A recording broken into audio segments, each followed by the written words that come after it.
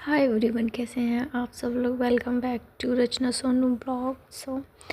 आई hope सब लोग बहुत अच्छे हों, स्वस्थ हों, एंजॉय कर रहे हों, खुश हों अपनी लाइफ में। जैसे कि आप लोगों को पता है कि अभी मेरी मम्मी जी आई हुई हैं, तो मैं इतना टाइम नहीं दे पा रही हूँ आप लोगों को। और मैंने ये कम्युनिटी पे पोस्ट भी छोड़ा था कि ताकि आप लोगों को ये पता चले कि मैं क्यों नहीं आ रही हूँ। थोड़ा बहुत छोटा मोटा टाइम मिलता है तो थोड़ा बहुत आ जाती हूँ, बाकी क्योंकि इतना सारा काम हो जाता है, फिर उसके बाद थोड़ा सा टाइम मम्मी जी के साथ भी रहना होता है। और तो यहाँ मैं सार्थक को लेके आई थी स्कूल से, तो मैंने उससे पूछा होमवर्क अभी करेगा या रुक के करेगा। तो मैंने सोचा कि चलो अभी करा ही देती हूँ, क्योंकि फिर तो टेंशन रहती है रात भर दिन भर कि हाँ होमवर्क नहीं किया है। तो बस वही मैं भी यहाँ इनको होमवर्क करा रही थी, और ये होमवर्क करके अपने माँ जी को सरप्राइज़ देंगे, इसलिए ये कर भी रहे थे कि माँ जी को सरप्राइज़ देंगे, वरना इतनी आसानी से होमवर्क नहीं करते हैं गाइस। फिर क्या था कि हम लोगों का शाम को बन गया प्लान। बुधवार को यहाँ मार्केट लगता है पास में ही, तो मैं और मेरे पतिदेव गए मार्केट।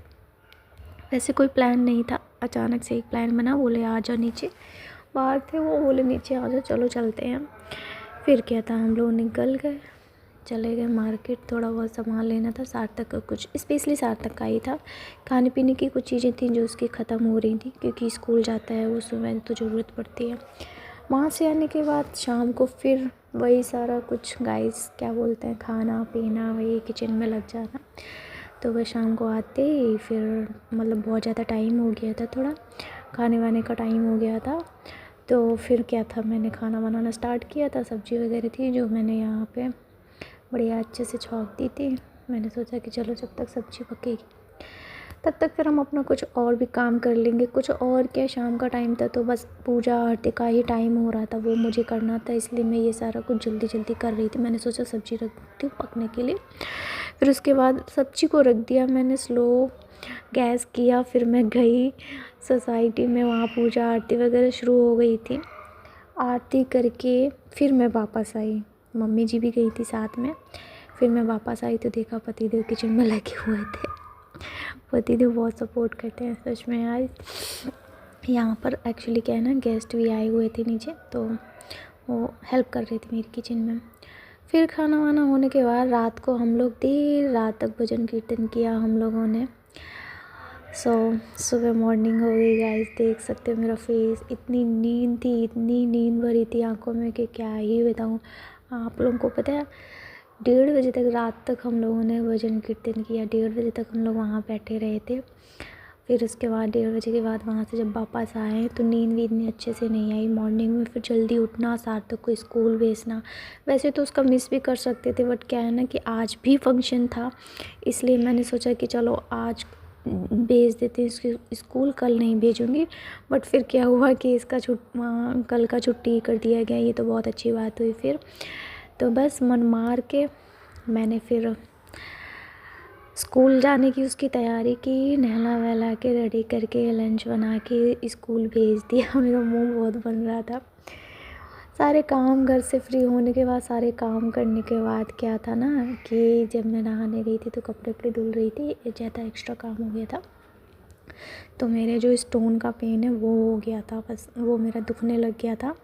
उसके लिए फिर मैं यहाँ नहाने के बाद थोड़ा रेस्ट करने लग गई। मैंने कहा चलो ठीक है, थोड़ा सा रेस्ट कर लेती हूँ। और अपने पतिदेव से बात भी करते जा रही थी। बोल रहे थे कि इस बार इसका सर्जरी वगैरह जो स्टोन का करवाना है, बोले इस बार तो करवा के रहूँगी कुछ भी करके। कि गाइस ना, मैं हर बार कोई ना कोई बहाना कर देती हूँ, पता नहीं क्यों मेरे को डर लगता है। मैं खुद मेडिकल लाइन में हूँ, बट फिर भी मेरे को बहुत डर लगता है। तो बस वही वो बोल रहे थे कि इस बार तुम कुछ भी बोलोगे, बट इस बार ऑपरेशन करवा के ही मानूंगा मैं, क्योंकि हर थोड़े कुछ दिनों बाद में पेट लेके बैठ जाती है, इतना दर्द करता है, फिर क्यों नहीं करवाती है। तो बस यही सारी बातें हो रही थी। फिर मम्मी बोली कि वहाँ जाना है, घर के सामने ही थे एक लोग, वो हमारे उधर ससुराल में गाँव के भी पास के ही हैं, तो थोड़ा उनसे ज़्यादा आना जाना है। फिर उनके यहाँ था कुआँ पूजन, और मॉर्निंग में उन्होंने रखा था हवन। तो बस उसी के लिए मम्मी बोली रेडी हो जाओ, टाइम हो गया, पंडित जी आ गए हैं। तो फिर मैंने सोचा कि चलो ठीक है, मन मार के थोड़ा सा उठी मैं। मन तो बिल्कुल नहीं था। ये सोचा था कि फ्री होके मैं बढ़िया नींद लूँगी, क्योंकि स्कूल चला गया था सार्थक, 1 बजे तक वो आएगा। मैंने सोचा था आराम से सोऊंगी 1 बजे तक, बट मम्मी बोली कि तुम्हें भी बुलाया है, तुम्हें भी चलना होगा। तो फिर मैंने कहा ठीक है चलो भी चलते हैं। फिर मैं रेडी हो गई, रेडी हो रही थी यहाँ पे, और यहाँ पति थे वो और मम्मी जी की कुछ हंसी मजाक वाली बातें चल रही थी, तो मैं हंस रही थी उन लोगों की बातें सुन सुन के। पीछे से वो लोग बात कर रहे थे। सो गाइस, क्या है ना कि अगर घर में कोई एक ऐसा इंसान होता है ना, बड़ा बुजुर्ग, तो बहुत अच्छा लगता है, और होना भी चाहिए। एक लगता है कि हाँ, हमारे कोई पेरेंट्स हैं घर में, और हमारा कोई बड़ा है घर में, अच्छी चीज़ें बताने वाला, सही गलत बताने वाला होना चाहिए, और ज़रूरी भी होता है। मेरे को तो अच्छा लगता है, बट क्या करूँ, मेरी मम्मी जी को यहाँ पे थोड़ा सा कम अच्छा लगता है, इसलिए वो यहाँ कम रहती हैं। जब कोई मेडिसिन वगैरह यहाँ डॉक्टर को दिखाना होता है, वो तभी आती हैं, और बस उसी टाइम पे थोड़ा रुक के चली जाती हैं कुछ दिन। और हम लोगों का जाना कब होगा, जब हम लोगों का सार्थक वगैरह का छुट्टी होगा स्कूल का, तभी हम लोग जाते हैं।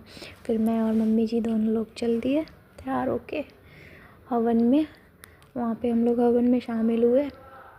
हवन में शामिल होने के बाद फिर उन्होंने बोले खाना वाना भी खा के जाना, तो फिर उन्होंने खाना वगैरह भी खिला दिया था हम लोगों को।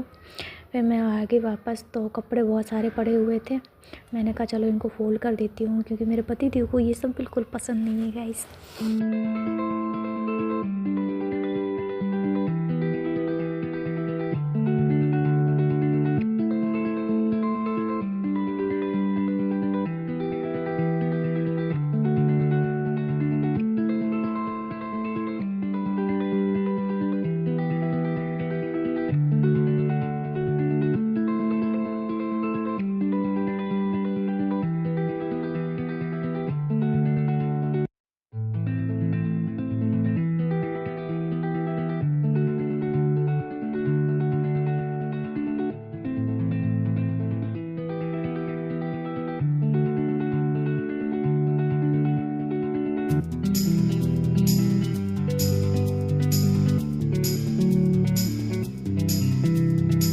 वीडियो पे बने रहने के लिए thank you so much guys. So channel पे नए हैं तो सब्सक्राइब करें, लाइक करें।